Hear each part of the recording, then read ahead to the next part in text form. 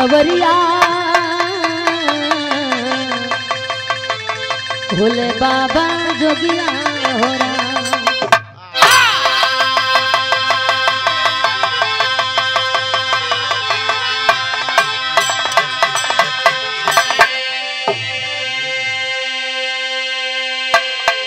संत शिरोमणि रैदास जी का जन्म माघ महीना पूर्णिमा को हुआ था 1376 ईस्वी को। पावन पवित्र जगह जहां हर लोग जाइल चाहेला, वाराणसी के शहर जहां दूर दूर से लोग गाड़ी बुक करेला और शहर का चक्कर लोग लगावल चाहेला। पावन स्थल का लोग दरस परस कईल चाहेला कि बनारस के को कोना न छूटे पावे। वही जन्म भइल बा गोवर्धनपुर गांव में, जेकर जन्म खाली अपना खातिर नहीं भइल, सर्व समाज खातिर जेकर जन्म भइल बा। चूंकि हम हनो कहल जाला अवतार, अवतार होकर होला जे माई के पेट से ना होला, जन्म होकर होला जे माई की पेट से होला। और बाबा साहब संत शिरोमणि रविदास जी का तो जन्म हुआ था माई का बड़ा पावन उ कोख रहल, जवना कोख से विद्वान लोगन के जन्म भइल। चूंकि हर माई के कोख बड़ा पवित्र होला, माई तो बेटा लायक बलवान धनवान ही पैदा करेले। जैसन संगत होला, जैसन शिक्षा होला, वैसन आदमी का विचार होला। चूंकि लोग कहेला जैसन भोजन वैसन विचार। तू का खा जाला? हम तो सदाहारी हैं।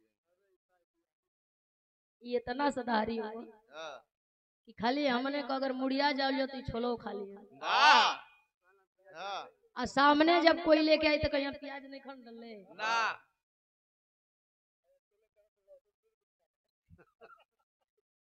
ये का इहो बाबा वो एगो बहुत बाबा लोग बा।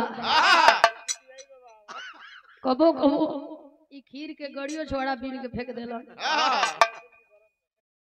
ए भैया, एक दिन संत शिरोमणि रैदास के मन में भक्ति का उद्गार जगल। चलल हुआ कहा भैया?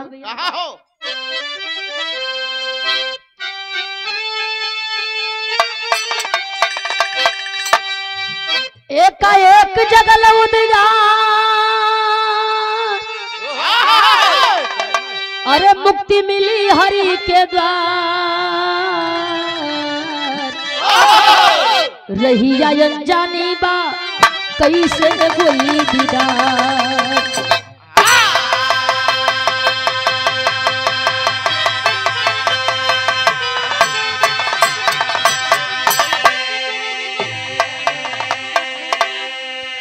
एक जगल उद्गार, भक्ति मिली प्रभु के द्वार। रही अनजानी बा कैसे होई दीदार। बहुत दूरे का हमने नहीं बनी फिर भी पूछे के पड़ल ह। लोग बतावल ह तब हम अइली ह। हम तो भुला चल गए बीबा बाग थाने। सही कइला काहे न दोहरी घाट घाटे पे चल गइला। वहां बन काम ना हमारा। रास्ता आदमी नहीं खे देखले तो थोड़ी परेशानी होला। के मिली के हमके बताई कि सही रास्ता का हो। कुछ लोग बतावल कि तोहे भगवान से हम भक्ति का मार्ग अगर पावे के हो तो रमानंद गुरु का शरण लेवे के होई। कहाँ मिली? हाँ लोग बतावल भोर के बेला में आवेला गंगा जी में नहाला, कोई गंगा जी का तट पर मिली है। रात भर इनके नींद ना आइल हो भैया, बेचैन हुवन। भोरवे उठलो, रामानंद जी से पहले जाके वही घाट पर बैठल हो इंतजार करत हो। गीत लगल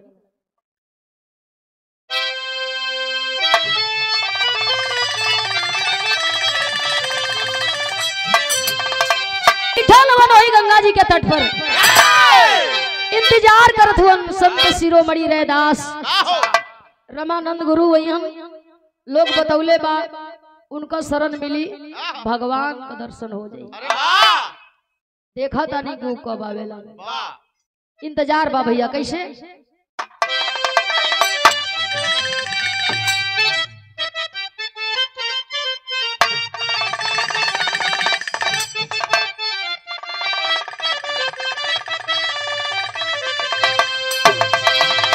बिना गुरु ज्ञान नाहि मिले जाना,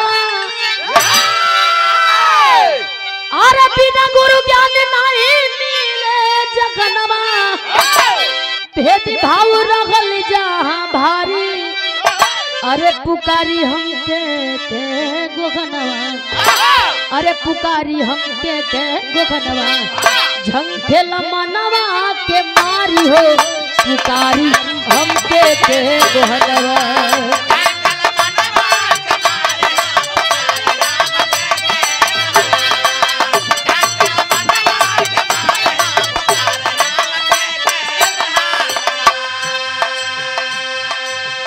गुरु रामानंद जी के जानेला जहान हो,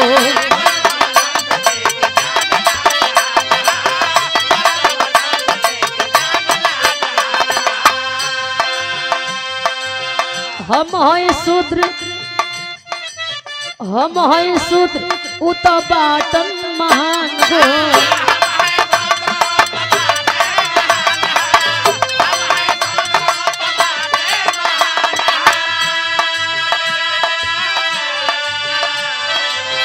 गंगा के घाट गुरु करेला नगनवा,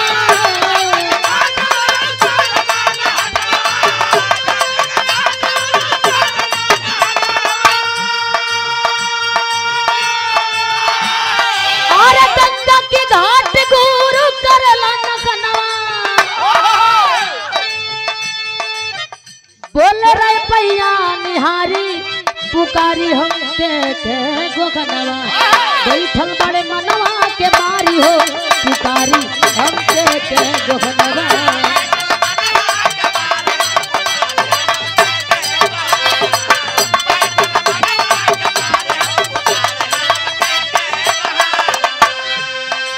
इंतजार करते करते घंटा 2 घंटा का समय बीतल। रामानंद जी अइलन, गुरु रामानंद जी वही गंगा जी में हेल गईलन, डुबकी मरलन 5 बार, बहरवा निकल के आ कपड़ा बदलत हो, दौड़ के गईलन संत शिरोमणि रैदास, दोनों पैर पकड़ के याचना कैलन। लोग बतौले बा कि जे आपका शरण पा जाई, भगवान का दरस परस पा जाई। के हवा संत शिरोमणि रैदास कला हम शूद्र है, झटकार देना हो भैया। गुरु रामानंद जी तमाचा खींच के मारल चाहत हवन, हाथ जोड़लन, कलन हमार कसूर का है, कहलन तुहार कसूर ये है कि तू शूद्र, हम बाभन, हमके छू दिया, हमार शरीरिया नापाक हो गई।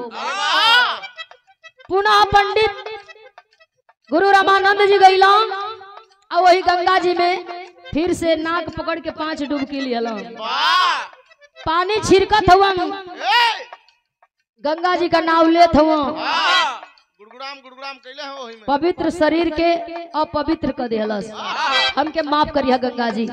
सगरी बतिया संत शिरोमणि रैदास जी सुनत हुआ, कहे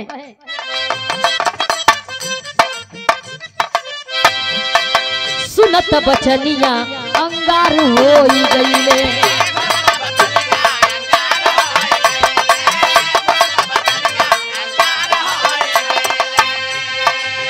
कैला ना पाक शूद्र जाके फिर नहईले,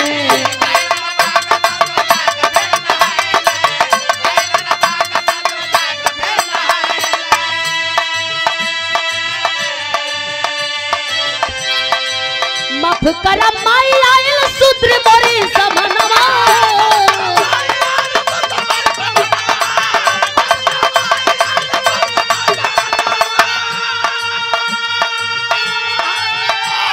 अरे माफ करा माई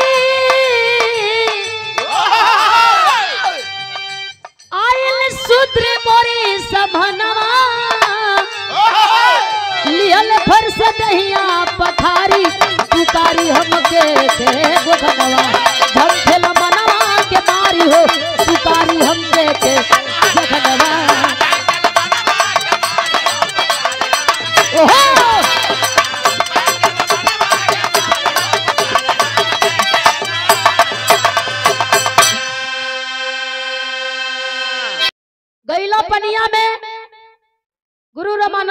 आग पकड़लन 5 डुबकी लिहलन कलम माफ करा जाने अनजाने में न जाने कहां से शूद्र आ गए हमें छू दियलन नापाक हो गई हमके पाक करा नहाई आई के रास्ता बदल दियलन दूसरे ओर से निकल के चल गईलन बैठ गईलन वही गंगा के किनारे संत शिरोमणि रैदास जिद पर अडिग हो जिदियाई गईलन हमरे छुअले गुरु रामानंद जी का शरीरिया नापाक हो गई अब गंगा जी में जाके 5 डुबकी लियला फिर पाक हो गई एकर मतलब ई बा कि नापाक शरीर है पनिया में हेलला पर पाक हो जाला हेल गईला वही गंगा जी में नहात हुआ आंख में आंसू बा हमरो शरीरिया पाक कदम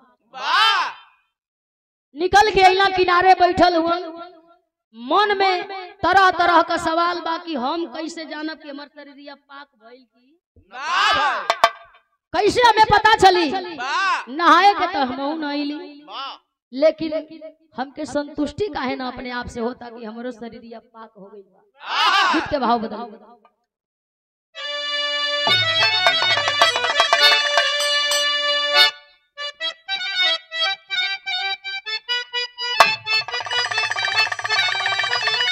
अरे मारी के आसनवा बैठ गंगा जी के तीरावा हो बोए रखिया से नीरवा हो ए हो माई कोरेलू ना पाक तनवा पाक जहनवा हमके मारेला में बनवा हो ए हो माई कोरेलू ना पाक तनवा पाक जहनवा हमके मारेला में बनवा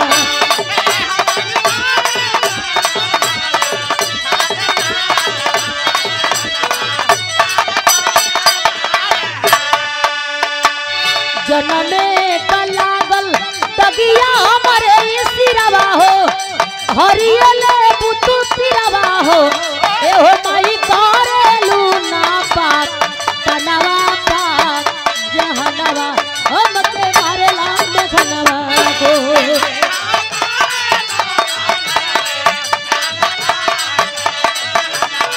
हमके मारेला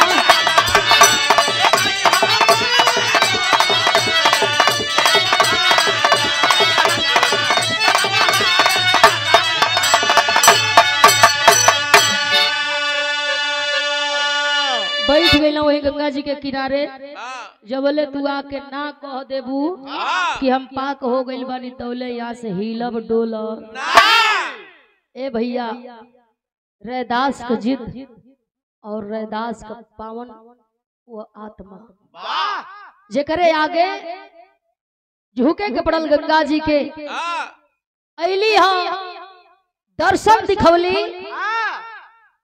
पूछत हुअन के कहली गंगा है जहाँ दूर दूर से लोग आवेला नहाला पाप से लोग मुक्ति का याचना करेला हेल के नहात रहला त इहे न कहला कि जन्मे से हम नापाक हई हमें पाक करा अनशन भी यही कबा बैठल यही खाती बाड़ा तो हम कहता नहीं कि तुम्हार शरीर पाक हो गए कहला नहीं हम मानब बोनब ना गंगा जी कहली तब के मनब कि तुम्हार शरीर पाक हो कहला की वादा करा हमके जब जरूरी लगी जहाँ जरूरी लगी वहाँ तुहार आवाहन करब तुम्हें बुलाई काया जइबू गंगा जी कहली कि जैसे तुहार मर्जी हुई वैसे हमें पुकार लिया जहाँ मन वहाँ बुला लिया हम आई और तुहरे भक्ति का प्रमाण दे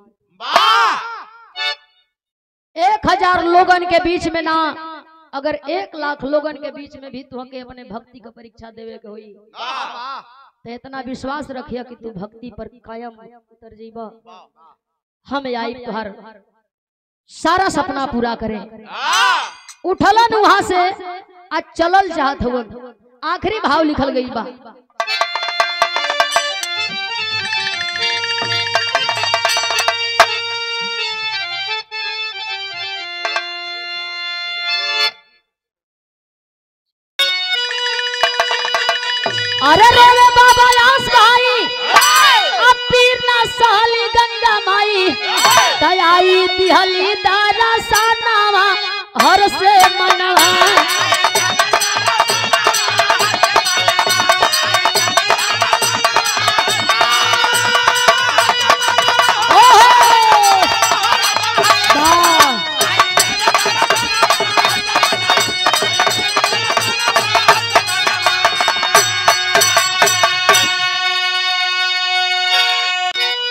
अरे बोली गंगा माई बेटा जब तू जहाँ बोलैबा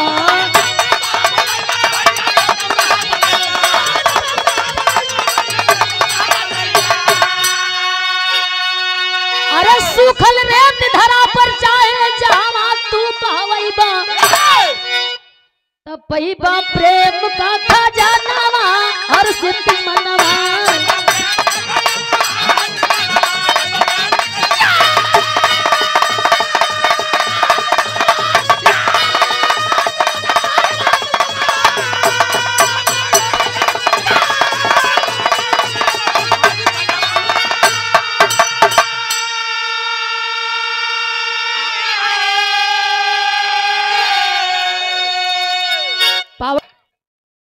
मनचंगा कठवत में गंगा लिहले रवि बोलाई